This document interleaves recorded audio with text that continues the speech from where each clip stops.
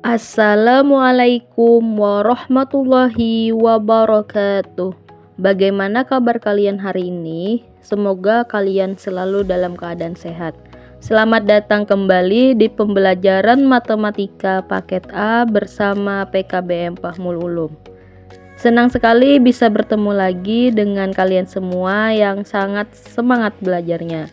Hari ini kita akan membahas materi yang sering kita temui dalam kehidupan sehari-hari, yaitu pecahan senilai dan pecahan desimal.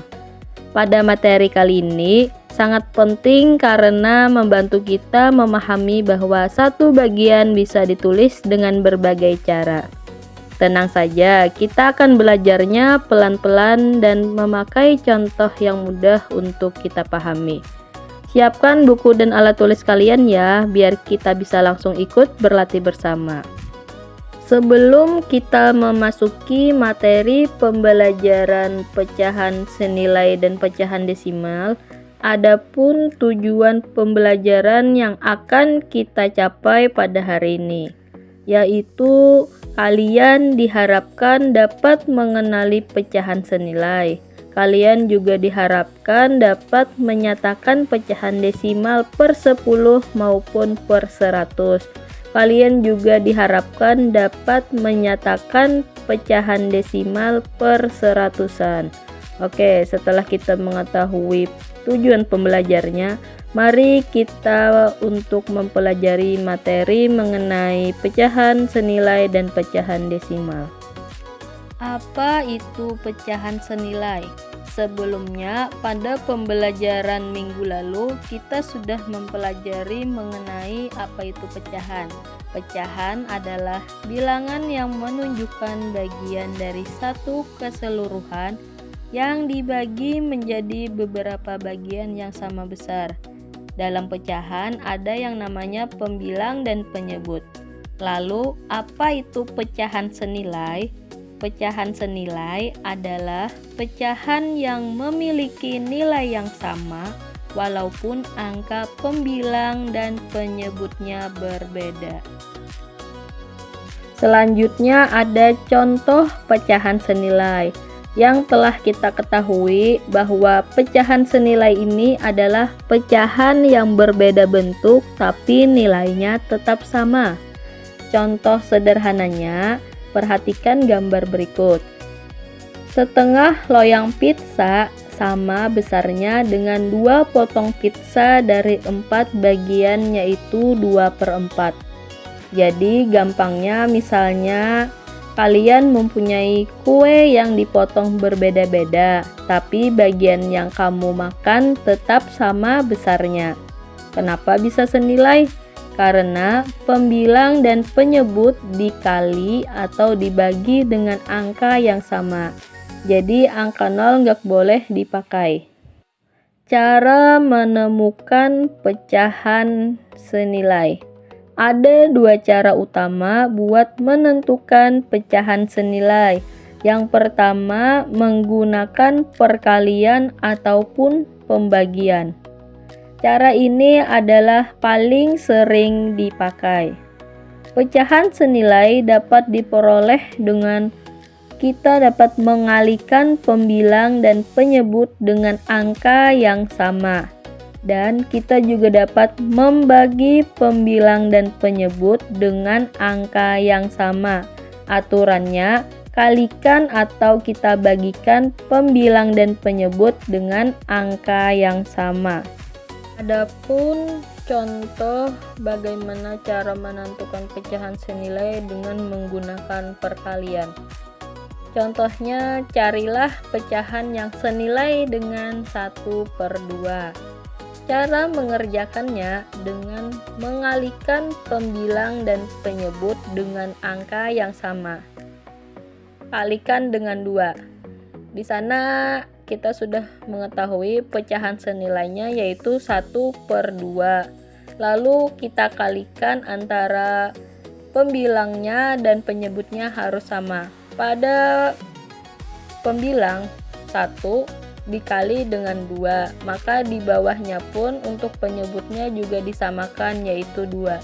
1 dikali 2 sama dengan 2, 2 dikali 2 sama dengan 4. Jadi hasil dari pecahan senilai dari 1/2 adalah 2/4. Selanjutnya, cara menentukan pecahan senilai dengan menggunakan pembagian.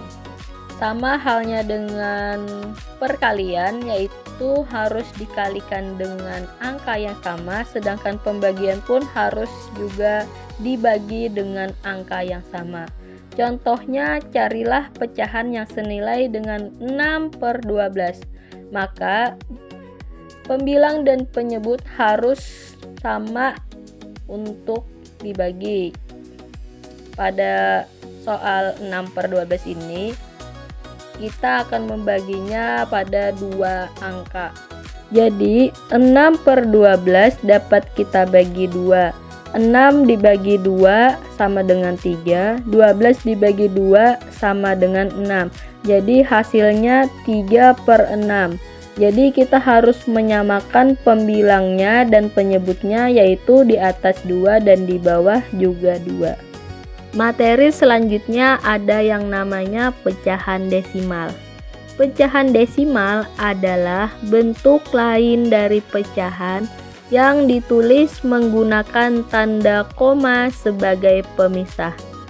Pecahan ini sangat berkaitan dengan angka persepuluhan dan perseratusan. Contohnya, 1 angka di belakang koma artinya persepuluhan, yaitu 1/10. 2 angka di belakang koma artinya perseratusan, yaitu 1/100. Pecahan persepuluhan.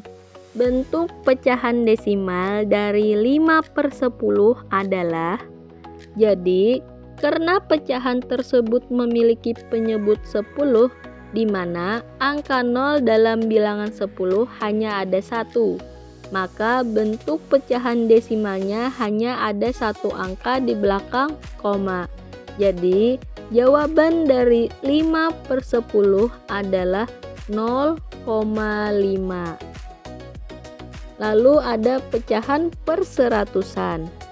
Bentuk pecahan desimal dari 1/100 adalah karena pecahan yang penyebutnya 100, di mana angka 100 memiliki 2 angka 0, maka dalam bentuk pecahan desimalnya ada 2 angka di belakang koma. Jadi jawaban dari 1/100 adalah 0,01.